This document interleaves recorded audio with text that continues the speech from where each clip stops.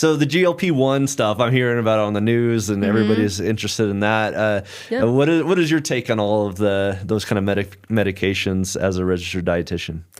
I think it is a great resource to start with. Yeah. Especially when there are concerns of prediabetes, diabetes.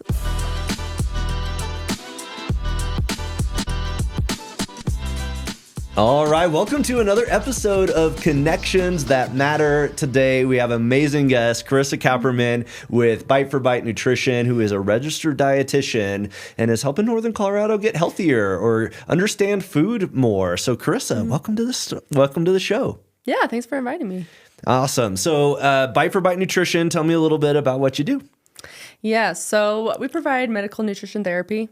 And so I kind of call myself like a generalist dietitian. So we kind of focus like more of a variety. So we don't just specialize in like one thing at the moment. So we can help with prediabetes, diabetes, gestational diabetes, going into cardiovascular disease. So think about like high blood pressure, high cholesterol, all the things. And a big focus with weight management, because that does kind of help control other health conditions. And they all kind of play a factor with each other, right? Awesome. Well, catch people up, because I think people know the realm of nutrition, but a registered dietitian is a different level of school and degrees. So what's the difference between a registered dietitian and a nutritionist or? Yeah. Yeah. It is also just like when you go on the internet is kind of overwhelming and confusing about what to even look for, right? And who to even work with. So with nutritionists, actually I'm going over. With a dietitian, so we require a bachelor's degree, now a master's degree, I think starting last year, and then internship, and then another, just a registered exam, like a registration exam, and then continuing education units. And so it is very strict with the different requirements that we do have to follow. I think it's every 3 to 5 years. I could probably check on that. Okay. But with the nutritionist, it's kind of hard. There's a little bit more variety. It's a little bit more broad, just in the sense that it could be someone could get a certification online. They could do some of their own research with nutrition. They could call themselves a nutritionist, but then also someone could get a doctorate in nutrition. So again, a whole wide range between the two. So I do like dietitians because we have a little bit, it's more specific on the educational requirements. Well, and people can use insurance on something like you. I know you've been getting at different insurance agencies that are working with you, or different insurances that you cover. And so it really sounds like more of a medical than I'm just trying to eat better, but it could be both potentially, right? Yes. Sometimes it does kind of start with, like sometimes it could be, I don't even know what to eat, or it could be like, because I do work with a lot of parents, and so they're just trying to figure out, like, maybe I need to figure out how to eat healthier type deal. What does that even mean? What does that entail? And so I do like to help folks with even just trying to kind of go like with basic general nutrition, and then kind of go also more in depth with different specific health conditions. And as far as the education, people come from different backgrounds, but what is it? I mean, do people have a general understanding, or are they just, not having a clue? I mean, what is the kind of the information level that you're connecting with? Everything. Okay. Yeah. So sometimes like a big thing, I know most people know what a protein is, but then some, like from a lot of animal foods, then I like to put a big focus on like how else to get protein in, and just like also like the different amounts. So even like focusing on like plant food sources, thinking about like nuts, thinking about edamame, all this beans, things like that. I think it comes to a shock to some people. Also with carbs have such a negative rep. And so I think that's a lot of my job is just trying to, like, it's okay to have carbs and fuel our body with carbs. Gotcha. Yeah. Well, so you talked about the weight modification. What are you seeing as why people want to lose weight? Is it they got bad news from a doctor? Is they just maybe they're not fitting into the clothes that they have, or maybe they can't gain weight? I mean, what kind of different things are you seeing? Also both. Okay. Yeah. Just in the sense, so I've had quite a few of moms and dads come to me because it's been a few years. Let's say they have even their first child, had a few children, they're back to school, and they just don't feel like themselves. And they're like, oh, I've gained a lot of weight. I want to be back to where I used to be, kind of having a little bit more of those specific personal goals. And so I do help them, just like also the changes in their life and their lifestyle, and also just navigating family life and how to do that. So there's that aspect. But then also I do get referrals from some doctors that, let's say someone has, or like they recently get their labs done and it's like, oh, maybe they have high cholesterol or a higher A1C. So we want to figure out how to kind of prevent that further, prevent diabetes, right? Or prevent our cholesterol being even more elevated, things like that. And so sometimes, yes, we could put a focus on their diet, but then also we could help with the weight loss to prevent those conditions. So how do you network with other medical doctors, or you said you get referrals? How'd you set that up, or how'd you get in with those kind of connections? I do a variety. I like to just kind of go on all these different websites, and there's like always like, even with the Eventbrite, even Facebook events, I always see just different ways of like fun events going on, and I just sign up and meet new people and just meet different. I like it in my aspect for the business. Again, yes, for the networking, but I've been learning so much on a personal standpoint. Well, that's another thing. You have a heart of a teacher. You love to educate. You're doing a workshop for my community about how to stay healthy during stressful times as a business owner. Yep. What has stood out to you as the people who are teaching in Northern Colorado at a high level, or what is one of the talks that you went to that you got a lot from? So last year I just provided a talk about, again, basic nutrition. Just I went in depth about the different macronutrients, talked about just general wellness. And so talked about carbohydrates earlier. A lot of people are confused about what sugar is, and sugar is a carbohydrate. So even just educating on that and how to even fit all the different macros into our diet. So I did provide a talk about that last summer. And so I did receive a few clients from there with like different connections from there. And so it's been kind of nice just to see just like the different outreach and different clients that I've met throughout the way. How frustrating is it when you tell people what they need to do, but they don't do it, right? Like habits. I know. How do you deal with that? I kind of come to, so let's say, especially, okay, so at the beginning of like how my program works, I don't have like a designated like protocol per se of this is how many follow-ups before you graduate, right?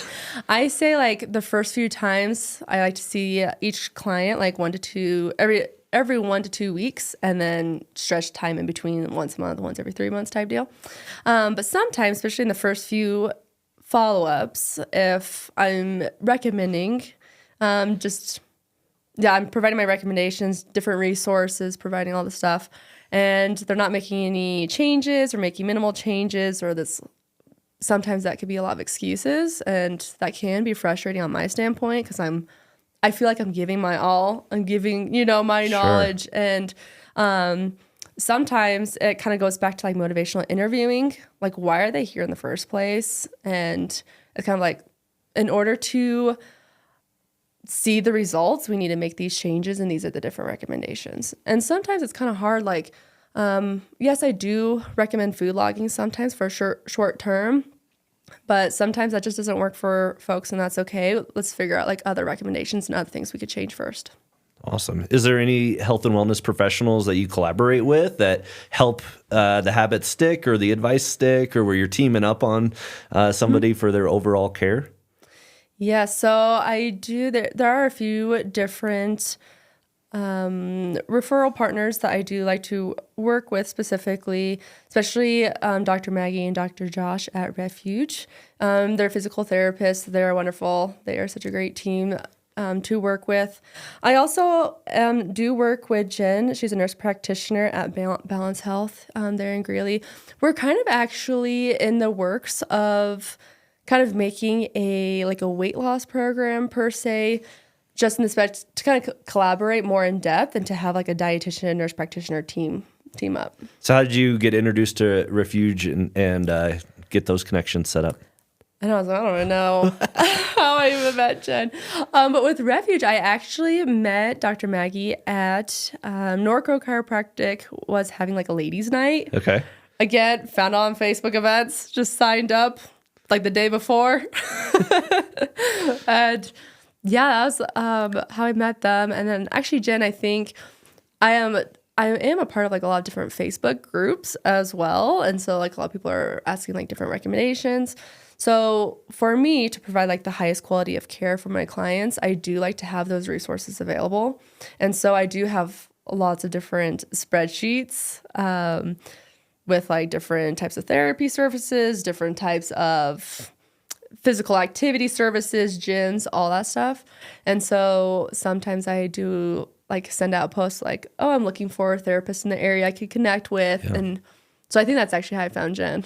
Okay. Yeah. Yeah. People just answering the call, saying yes to opportunities. And I just meet with them. I'm always amazed, like one event, you could have a conversation that turns into, a one-to-one that turns into actually like a magical partnership. And, so the GLP-1 stuff, I'm hearing about it on the news and everybody's interested in that. What is your take on all of those kind of medications as a registered dietitian? I think it is a great resource to start with. Yeah. Especially when there are concerns of prediabetes, diabetes, all that fun stuff, right? I do get nervous sometimes because we do lose that weight super fast. And naturally when we lose weight, significantly or in a short period of time, we lose a lot of muscle mass. And so I get very nervous for those folks as we are becoming malnourished without realizing it. And so when we start taking those GLPs, I do put a big focus on making sure that we're getting adequate protein and actually focusing on like making dietary changes compared to just taking the medication. Sure. Well, I think anything around your health or what your body looks like, there's a level of vulnerability to actually ask for help. But like, I would imagine a lot of people are just Googling stuff by their own. They're trying to find their own solutions. But to truly be like, oh, I need to seek out a professional. I need real coaching on this, or I need real guidance on that, is an act of bravery or, an act of boldness that to find you. And I would imagine that's maybe one of the challenges is like covering people who are willing to do that. So how do you what would you say for somebody who might be searching for things at home, hasn't asked for help yet, to reach out, whether it's to you or to someone else? I think even like with my practice, and I know a lot of other practices out there, we provide like a free discovery call. So then you can get that scheduled. I like to personally do it because then I can set that time to actually give my 110% attention to them, right? To get those answers. But then we also could just see if like we're the right fit or whatever practice is the right fit, and that we can just like help with whatever you're looking for. Is it a cost concern for a lot of people? Are they weird, like they can't afford it, or are they? Yes, and also a lot of people are concerned or just afraid because dietitians are known as the food police, right? And so just kind of being told like, I don't want to be told just to eat my vegetables, or I don't want to be told to never have donuts again, right? And so then I'm very annoying about it actually, and I'm constantly telling people, it's like, I'm trying to like focus on like making small, realistic changes to what's specific to your life, but also what's sustainable for the long run. And I think that's like the biggest, just like the biggest focus. And like I always say, I like my cordon bleu. I like my chocolate chip cookies, right? I will never take that on my diet. And so it's like just having that in like moderation and just how to still have that in my diet, but then also like what do we need to monitor? And again, that just depends on each person. Okay. Awesome. Well, what are if you had a couple of tips, easy changes, easy fixes, things that you could do, small changes that would lead to big results, what would they be? I think that's a tough one, especially in general. I think the common stance of, actually, this is on the top of my mind just because I've been on repeat this past week, but to not skip meals. A lot of people like to skip meals, right, to try to lose weight, but it's actually very important to help stabilize our blood sugar levels and to make sure that we're meeting specifically our protein needs, to make sure that we eat at least 3 times a day.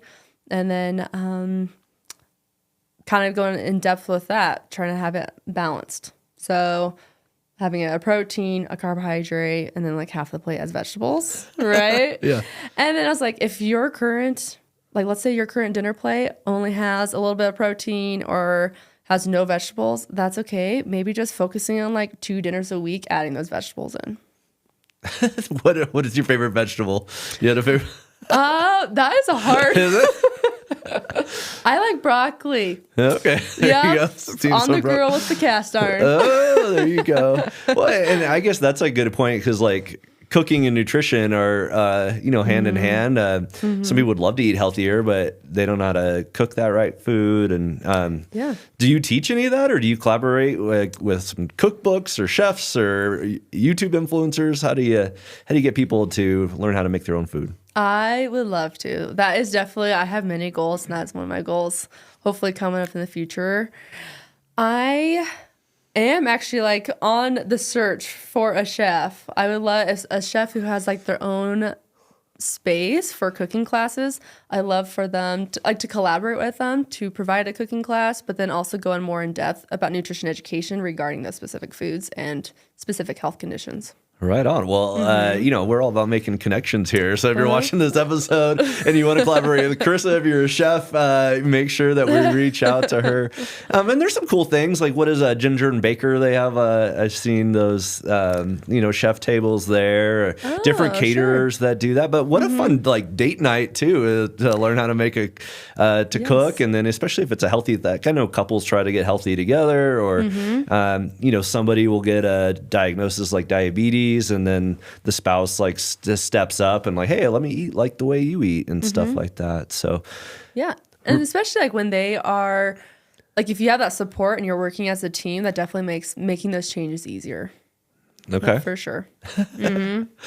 All right. Well, we got an event coming up where, we're going to talk about busy entrepreneurs and getting healthy. And I think that's something that a lot of entrepreneurs can relate to is the struggle with burnout, the struggle of like, I'm just carrying a big load mentally or physically and working the long hours. And you talk about skipping meals. Like I don't have time to take a lunch. I don't have time to eat breakfast. I can barely have time to sleep. So what is some advice for a business owner who just is maybe publicly look like they're doing good or very productive, but silently they're just struggled, they're getting burnt out, and they're having a hard time.